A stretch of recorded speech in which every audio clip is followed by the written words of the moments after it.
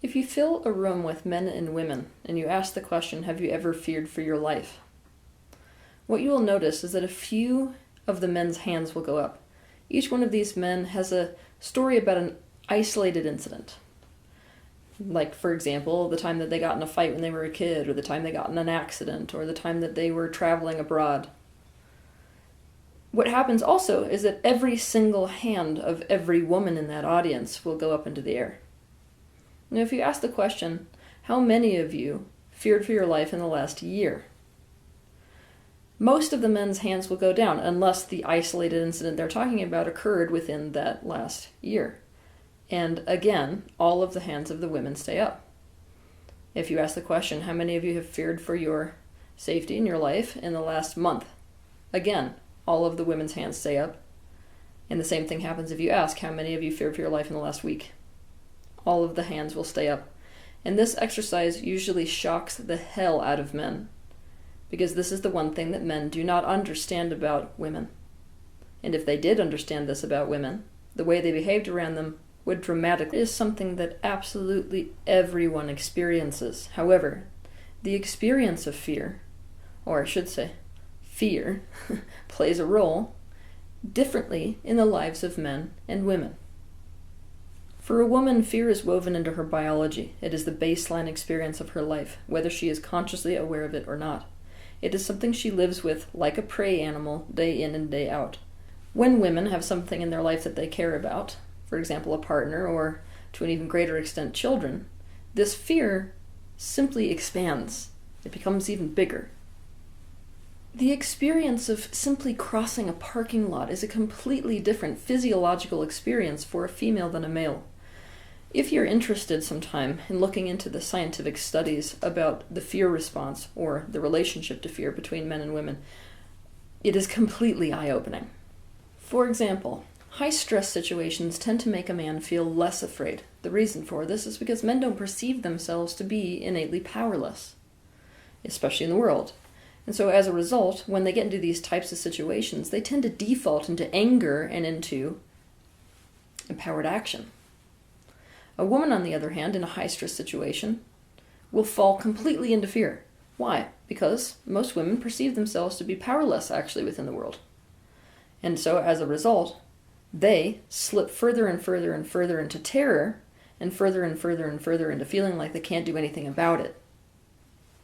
Besides basic biology, and thousands upon thousands of years of us being wired this way for the sake of survival, you just gotta face it. The world is not a safe place for women.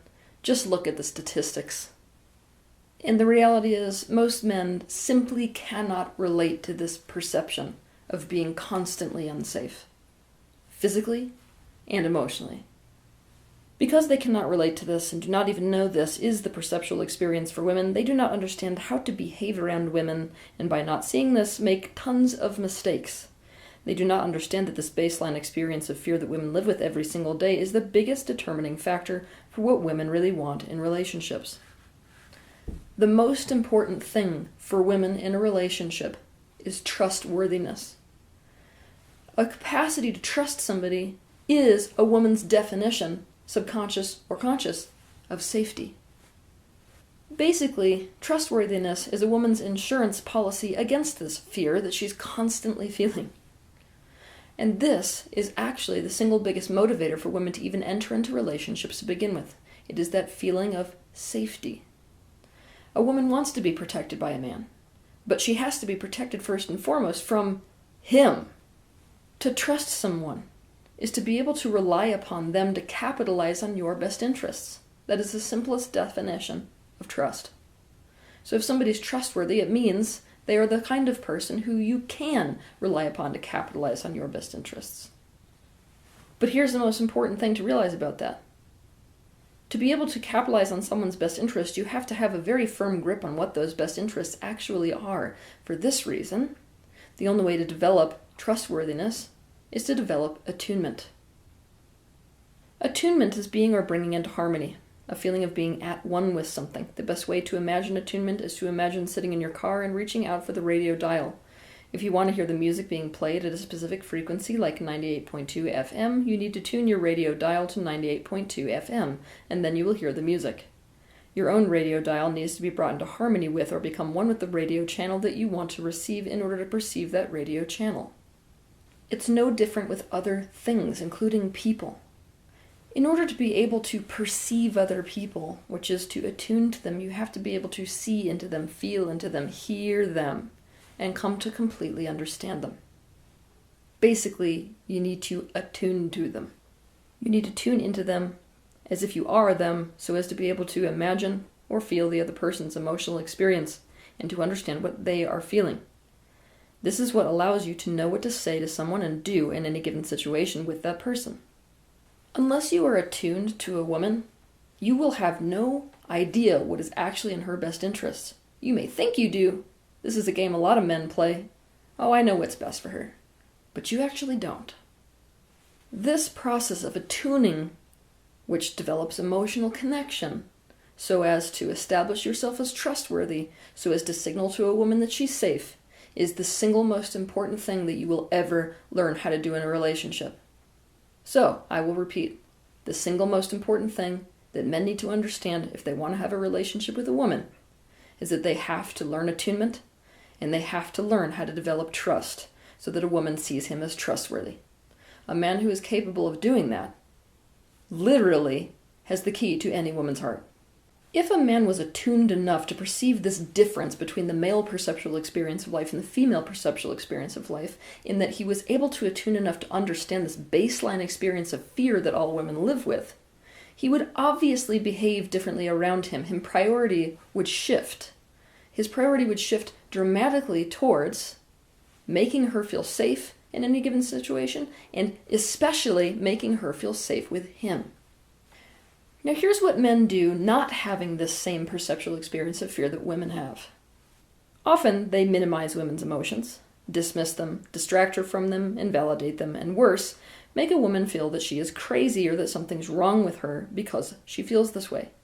In other words, men behave as if women shouldn't feel that way because they don't feel that way.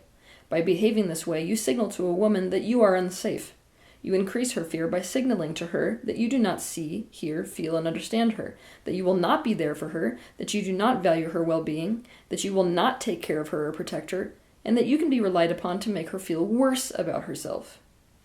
This dynamic of men not making women's need for safety the single biggest priority in their relationships has vast implication, because perhaps the single biggest complaint that men have when they enter into couples therapy is, I don't get enough sex. Now here's the thing. Women and men are a little bit reversed here. A woman, in order to actually get aroused, has to feel safe. Now, it's tempting to think that if a man's top complaint in relationship therapy is I don't get enough sex, that he's just a complete asshole that only cares about sex, but this isn't actually the full truth. The real truth is that men need emotional closeness in a relationship just as much as women do. However, for most men, they experience needing sex in order to feel emotional connection, whereas women need emotional connection in order to have sex. Nothing prevents a woman from being able to be sexually aroused like fear. For a woman to be aroused, she must feel safe enough with you and be vulnerable, and she needs to feel emotionally connected to you to do that. Attuning to her so as to act in a way that tells her that you are trustworthy is what accomplishes that emotional connection. Now, some of you may be balking at this. Well, wait a minute, some women really like that fear. No, actually. See, women can bulldoze themselves is what they can do. Women can act as if they're aroused. Women can fake orgasms, but they can't actually get aroused unless they feel safe. It is biologically impossible. It's very important to note that if you are an emotionally unavailable man, and trust me, most likely if you are an emotionally unavailable man, you're not even going to be able to admit it to yourself, but if you're an emotionally unavailable man, you cannot create safety for the woman that you're with. Why? You're not there for her, so you're not trustworthy. Also, it will end in a woman feeling alone in her relationship. Remember, I've talked about this over and over in all my videos. Alone to a human, and even more so a woman, equals unsafe. You will be signaling to that woman by being emotionally available that you are unsafe, and it is an absolute guarantee that relationship will end. Let's just be honest. It is not in fashion, in a world that sees fear as weakness, and in a world that will shame you for feeling fear, for women to admit that this is the actual baseline of their experience. We are so acclimatized to feeling fear that if you ask the average woman, are you feeling fear all the time? They'll be like, no, not really. Why? Because she doesn't even notice that her baseline is fear. It's difficult for women to even acknowledge or admit to the fact that she lives in a state of fear for her physical safety and well-being, as well as emotional safety and well-being, nearly constantly. We are praised if we play the tough girl. We are praised if we say we don't feel fear. We are praised if we say we don't need a man. A strong woman is seen to be a woman that does not exhibit fear. But as a result, men have no idea what is going on with us. They don't get what a woman needs because it isn't societally acceptable, since the woman fought to get rights and to be considered equal to men, for women to tell them what is going on with them, which is fear. But perhaps this will shift a little bit of your thinking around this fear automatically equating to weakness, right? Bravery is not weakness, is it?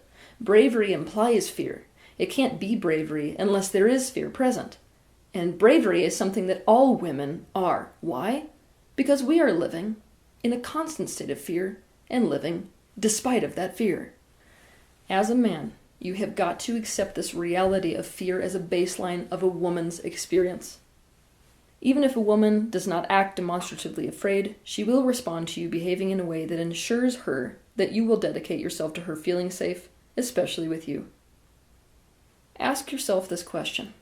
If I 100% accepted and knew that fear is what this woman was experiencing in this situation, and genuine fear, not fear that she shouldn't be feeling, how would I speak and act differently? There is nothing that is sexier or more desired in this world to a woman than a man who is always looking for ways to ensure her of her safety and well-being, and looking for ways to enhance it. Have a good week.